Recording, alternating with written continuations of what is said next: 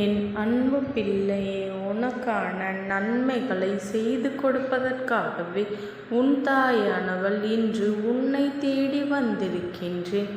என் குழந்தையே, இன்று உன் அம்மா உனக்கு ஒரு முக்கியமான செய்தியை சொல்வதற்காகத்தான் வந்திருக்கின்றேன்.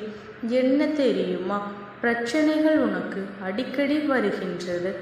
ஒரு முறை பிரச்சனை முடியும் பொழுது மீண்டும் மறுமுறை வேறொரு பிரச்சனை வந்துவிடுகின்றது. இதுபோல மீண்டும் மீண்டும் பிரச்சனைகள் வந்துவிடக்கூடாது என்பதில் தெளிவாக இருந்தாலும் சந்தர்ப்ப சூழ்நிலைகள் மீண்டும் ஏதாவது ஒரு புதிய பிரச்சனையை கொண்டு வந்து விடுகின்றது. அதிலிருந்து தப்பிக்க முயற்சி செய்து எப்படியாவது சமாதானப்படுத்தி வெளியில் வந்தால் அடுத்த பிரச்சனை வந்து விடுகின்றது. வாழ்க்கையில் நிம்மதி என்ற ஒன்று கிடைக்கவே மாட்டேன் என்கின்றது. என் குழந்தையே, இதுபோல நிம்மதி இல்லாமல் எத்தனை காலங்கள் வாழ்ந்துவிட முடியும் என்றுதான் அங்கே கவலைப்பட்டு கொண்டிருக்கின்றாய். நீ மட்டுமல்ல, உன் உயிரான உறவும் நீ பேசு என்று அவர்களிடத்தில் பேசுகின்ற பொழுது அவர் மனதில் என்ன உணர்வுகள் இருக்கின்றது என்பதனையும், பேசுவதற்கு சரியான வாய்ப்புகள் கிடைக்கவில்லை என்பதனையும் தான் நினைத்து தன் வாயினால் சொன்னால் தானே அவர்களுடைய எண்ணங்கள் என்னவென்று மற்றவர்களுக்கு புரியும். நமக்கு அதை பேசுவதற்கான வாய்ப்பே கிடைக்கவில்லை என்றால் நம்முடைய உணர்வுகளை எப்படி வெளிக்காட்ட முடியும் என்று மனதிற்குள் அவர்களிடத்தில் தயக்கமும் இருக்கின்றது. தனக்கு சரியான மரியாதை கிடைக்கவில்லை, சரியான மதிப்பு கிடைக்கவில்லை. நீ பேசுகின்ற பொழுது என்ன பேசுகின்றோம், யாரை பற்றி பேசுகின்றோம், யார் முன்னால் பேசுகின்றோம் என்று எதையுமே சிந்திக்காமல் பேசும் பொழுது அது அவர்களுக்கு மிகுந்த மனவேதனை எல்லாம் கொடுத்து இருக்கின்றது. இதுவெல்லாம் ஒரு புறம் இருந்தாலும் இன்னொரு புறத்தில் அவர்கள் என்ன நினைக்கின்றார்கள் தெரியுமா? அம்மா, நான் இத்தனை எல்லாம் பிரச்சனைகளை இன்று ஒதுக்கி இருக்கின்றேனே, நான் ஒதுக்கிவிட்ட பிறகுதான் அத்தனை கஷ்டங்களும் திரும்ப திரும்ப வருகின்றது.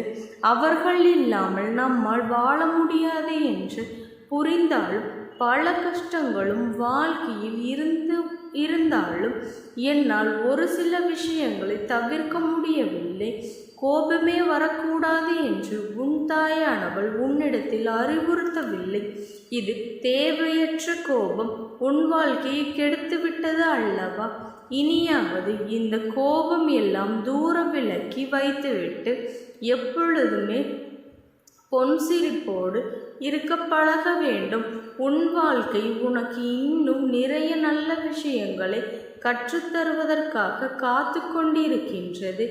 அதையெல்லாம் நீ அனுபவிக்காமல் இப்பொழுது இந்த வாழ்க்கையை தொலைத்துவிட்டு என்ன செய்ய போகின்றாய்?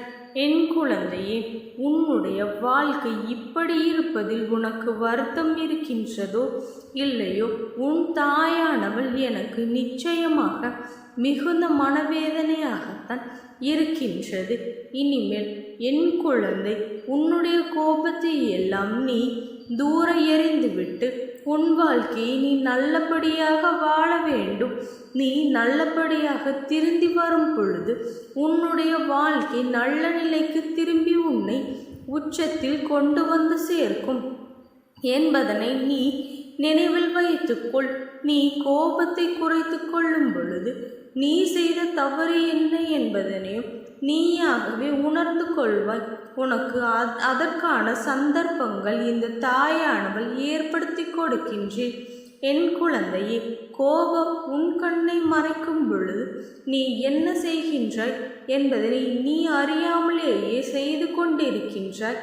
இதனால் யாருக்கும் என்ன பாதிப்பும் ஏற்படுகின்றது, என்ன பாதிப்பினை அடைந்து கஷ்டப்படுகின்றாய் என்பதனை எல்லாம் நீ நினைப்பதில்லை. நீ உன்னுடைய வேலைகளை மட்டும் செய்து கொண்டிருக்கின்றாய். என் குழந்தையே, இனியும் இது போன்ற தவறுகளை எல்லாம் செய்யாமல் உன்னுடைய கோபங்களை எல்லாம் மூட்டையில் கட்டி தூர எறிந்துவிட்டு நிம்மதியாக நீ இருக்க வேண்டும். என் குழந்தையே, உன்னை நம்பி இருப்பவர்கள் உன்னுடைய உண்மையான அன்பினை நீ வெளிப்படுத்த வேண்டும் என்றுதான் இந்த தாயானவள் நான் ஆசைப்படுகின்றேன். என் பிள்ளையே, இவற்றையெல்லாம் நீ சிந்திக்க வேண்டும் அல்லவா? உன்னுடைய அன்பிற்காக ஏங்கி தவித்து கொண்டிருக்கின்ற நபர்கள் எத்தனை பேர் என்பதனை நீ தெரிந்து கொள். என் குழந்தையே, உன்னுடைய அன்பினை எதிர்பார்ப்பவர்களுக்கு நீ உண்மையான அன்பினை காட்டினால் உன்னுடைய வாழ்க்கை எப்பொழுதுமே சந்தோஷமாக பூத்து குலுங்கிக் கொண்டிருக்கும், நந்தவனமாக மாறும் என்பதை நீ மறந்து விடாதே. என் பிள்ளையே, ஒரு பொழுதும் இதை மட்டும் நீ மறந்து விடாதே. நீ நமக்கெல்லாம் கோபம் மட்டும்தானே வருகின்றது, நமக்கு எங்கே அன்பு வரப்போகின்றது என்று அதையே பேசிக்கொண்டு இருக்காதே. ஏனென்றால் மாற்றங்கள் இல்லாத மனிதர்களே இல்லை. உன்னிடத்திலேயே இந்த சிறிய மாற்றம் வரும் பொழுது உன்னுடைய வளர்ச்சி எப்படி இருக்கும் என்பதனை நீ கற்பனை செய்து பார். உன்னுடைய கோபத்தை நீ தவிர்த்துவிட்டு நீ பேசி பழகும் பொழுது உனக்கான உண்மையான நண்பர்கள் நிறைய பேர் கிடைப்பார்கள். உண்மையானவர்களுக்காக உன்னை சுற்றி எல்லோரும் இருக்கும் பொழுது உனக்கு எப்படி கஷ்டங்கள் வந்துவிடும் என்பதனை நீ நினைவில் வைத்துக்கொள். ஏனென்றால் உண்மையான இருக்கும் நண்பர்களை இந்த தாயானவள் ஒரு பொழுதும் கைவிட மாட்டேன் என்பதனையும் நீ தெரிந்து கொள்.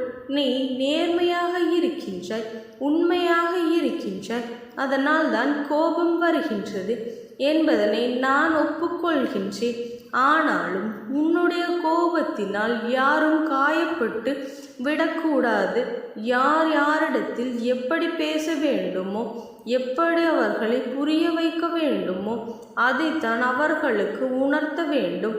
என் குழந்தையே, நீ யார் மீது அதிக கோபம் கொண்டாயோ அவர்கள் மீது உண்மையாகவே அன்பு வைத்திருக்கின்றாய்.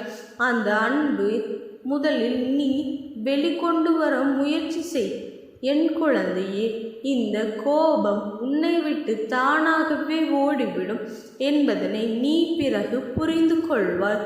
உன் தாயானவள் உன் வாழ்க்கையில்தான் ஏற்படுத்த போகின்ற புதிய மாற்றமும் புதிய திருப்பமும் இந்த கோபத்தை உன்னை விட்டு தூர விலக்கிவிடும் என்பதனை நீ புரிந்து கொள்ள வேண்டும். என் குழந்தையே, இந்த கோபம் உனக்குள் இருக்கும் வரை உன் வாழ்க்கை நிச்சயமாக சந்தோஷம் இருக்காது. நீ யாரை காயப்படுத்துகின்றாய், யாரை கஷ்டப்படுத்துகின்றாய் என்பதனை கூட தெரியாமல் உன்னுடைய வார்த்தைகள் முன்னாவிலிருந்து தானாகவே வந்து விழுந்து விடும். என் குழந்தையே, உன்னால் அதை கட்டுப்படுத்தவே முடிவதில்லை. என் குழந்தையே, இனி ஒரு பொழுதும் வருந்தாதே. நீ எப்பொழுதும் உன் மனதில் நீ இதை நினைத்து கொண்டாயோ இனி இதற்கான சூழ்நிலைகள் எல்லாம் உனக்கு நான் ஏற்படுத்தி கொடுப்பேன். என் குழந்தையே, உனக்கான முன்கோபமானது சற்று நிதானித்து இருக்கும். அப்படி இருக்கும் பொழுது உன்னுடைய வார்த்தைகள் என்னுடைய நாமம் உன்னாவிலிருந்து வந்தால் உனக்கு இது போன்ற கோபங்கள் வராது. என் குழந்தையே, நீ எதை நினைத்தும் கவலைப்பட்டு கொண்டிருக்காதே. உன் உயிரான உறவு உன்னை புரிந்து கொள்ளும்படி நான் நிச்சயமாக செய்வேன். என் குழந்தையே, இந்த தாயானவளினுடைய அன்பும் ஆசீர்வாதங்களும் உனக்கு என்றைக்கும் முழுமையாக கிடைத்து கொண்டே இருக்கும். ஓம் சக்தி போற்றி, ஓம் ஆதிபராசக்தி போற்றி போற்றி.